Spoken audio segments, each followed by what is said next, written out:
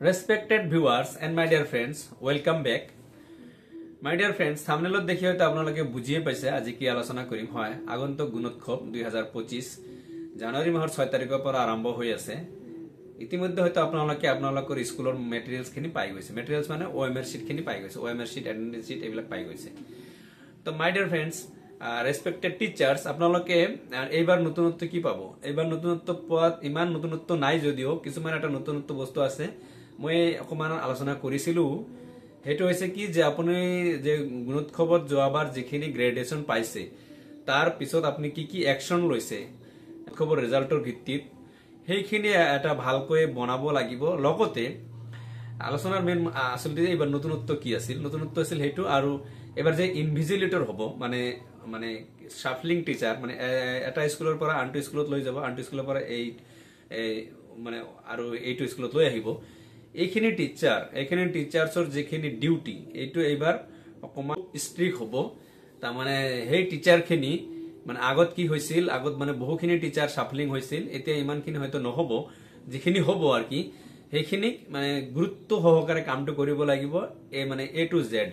তাৰ মানে এক্সটাৰ্নাল ইভ্যালুয়েটৰ জনৰ লগত ইনভিজিলেটৰ বিলাক একেবাৰে ওতপ্ৰোতভাৱে জড়িত থাকিব আৰু গুণোৎসৱৰ পেকেটিং নোহোৱালৈকে সেই ইনভিজিলেটৰ খিনি ওলাই যাব নোৱাৰিব। ইয়াৰ পিছত আপোনালোকে যিখিনি ইনভিজিলেটৰ পাব মানে এটা স্কুলৰ পৰা আনটো স্কুলত যাব, সেই ইনভিজিলেটৰ বোৰে আপোনালোকে ৰিলিজ অৰ্ডাৰৰ নিচিনা এটা অৰ্ডাৰ লৈ আহিব লাগিব ফ্ৰম এক্সটাৰ্নাল ইভ্যালুয়েটৰ জনৰ পৰা আপোনালোকে যে আপোনালোকে গোটেই দিন ইয়াতে ডিউটি কৰিছে, ৰিলিজ এতিয়া পাইছে, এতিয়া যাব, এনেকুৱা ধৰণৰ নিয়মটো আহি আছে। তো তাৰ পিছত ইনভিজিলেটৰ সকল A to Z কামটো কৰিব, এক্সটাৰ্নাল ইভ্যালুয়েটৰ জনে চোৱা চিতা কৰিব। এইখিনি তো কামখিনি আপোনালোকে নিজৰ কাম জানেই। আৰু মানে যিখিনি এবাৰ কিন্তু গোটেই স্কুলৰ বেছি সংখ্যক টিচাৰ থকা স্কুলৰ সকলোখিনি টিচাৰ মানে ইনভিজিলেটৰ হিচাপে নাযায়। কাৰণ সেকেন্ডাৰী লেভেলৰ টিচাৰখিনি সেকেন্ডাৰী লেভেলৰ লগতহে মানে হ'ব, মাৰ্জ হ'ব, আৰু এলিমেন্টাৰী লেভেলৰ টিচাৰখিনিৰ এলিমেন্টাৰী লেভেলৰ মাৰ্জ হ'ব। যিখিনি টিচাৰৰ ডিউটি নপৰিব তেওঁলোক কিন্তু সিদিনা তাত এটেন্ডেন্স দি আহি যাব লাগিব। গতিকে এবাৰ মানে এনেকুৱা কৰিলে কি হয়, মানে বহুত এটা স্কুলত বহুতখিনি টিচাৰ ইনভিজিলেটৰ হৈ যায়। এবাৰ হয়তো ইমানখিনি টিচাৰ ইনভিজিলেটৰ নহব আৰু ইনভিজিলেটৰ খিনি দায়িত্ব মানে বেছি থাকিব। মানে A to Z গুণোৎসৱৰ দায়িত্বটো ইনভিজিলেটৰ ওপৰতে থাকিব।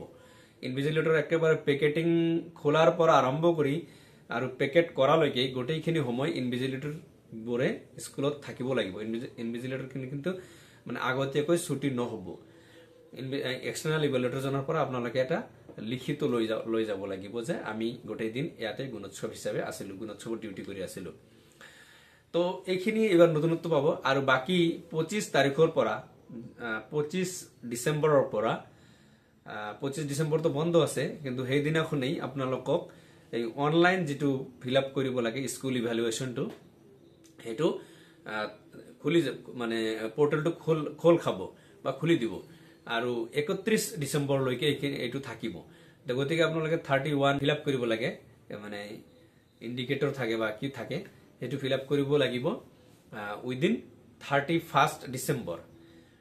এইটো স্কুল ইভ্যালুয়েশন আৰ কি, কমিউনিটি পাৰ্টিসিপেশন বা স্কুলৰ ইনফ্ৰাস্ট্ৰাকচাৰ লগতে স্কুলৰ কি আছে না আছে এইখিনি ফিল আপ কৰি দিব লাগিব। হেতু আকৌ ইনভিজিলেটৰ এক্সটাৰ্নাল ইভ্যালুয়েটৰ আহি এটা কৰি চেক কৰিব আৰু তেখেতৰো এটা কনফিডেন্সিয়েল ৰিপৰ্ট আছে, তাত হেতু লিখিব আৰু চেক কৰিব যে হসাকৈ এইখিনি স্কুলত আছে নে নাই। গতিকে কি ৰেজিষ্টাৰ লাগিব এইটো ভিডিও মই অলৰেডি যোৱা বছৰে আলোচনা কৰিছো।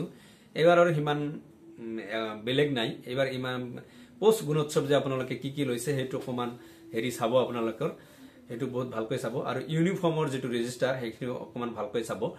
তো এইখিনি আপোনালোকে ৰেডি কৰি ৰাখিব আৰু কিবা আপডেট আহিলে মই জনাই থাকিম।